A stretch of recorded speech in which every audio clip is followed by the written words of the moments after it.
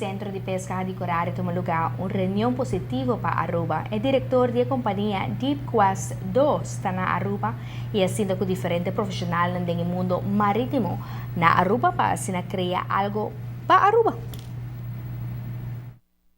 É experto de Lama, bem for de Canadá e tem mais de 4 anos visitando Aruba e está para explorar hobby riba nos Lamanang. Agora que ela vem back, ela topa com Aruba Tourism Authority e eigenlijk estava tendo follow-up riba essay.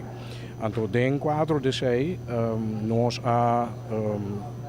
arrange para topa e outro NGO na Kinana, Malera Tortuga Aruba, Aruba Reef Care, Centro de Pesca Radicorari, DLVV Santa Rosa, para assim nós por poner junto, modo que por explica tocante de meta e coisas que a companhia lo quer oferecer aqui em conjunto com a NGO e DLVV Santa Rosa e ATA para nós por lograr produzir par projeto que para educação marítimo e também tem quadro de turismo e também para a possibilidade para research aqui na Aruba da área marítima. No momento, começará a fazer uma investigação e começar a documentar diferentes departamentos do governo. Luta tem projeto para trazer junto, para atrair mais estudantes. Dentro quadro desse aqui, DLVV Santa Rosa, por exemplo, conjunto com o Centro de Pesca Radicorari e Aruba Marine Park Foundation, Reef Care, que não tem algum projeto que cabo está fazendo enquanto research marítimo. Pero, em caso que a ideia está que lo vai trabalhar junto com Deep Quest 2 Exploration para poder chegar na estudante de biologia marino para por vir a Aruba e vir fazer certo tipo de estudo aqui que por beneficiar também para a coleção de dados para tanto o DLVV Santa Rosa e a NGO aqui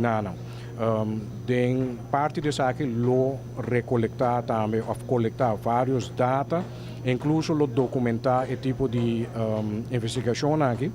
E essa aqui lo por vir e também database com tanto o governo, Ministério de Pesca e Cria e Agricultura, lo por usar junto com a NGO aqui A ideia está também que lo traga pilot project de filme na Aruba. Agora que não tem pilot que não bezig está trabalhando riba je, então essa aí não vai sacar filma parte de na Aruba.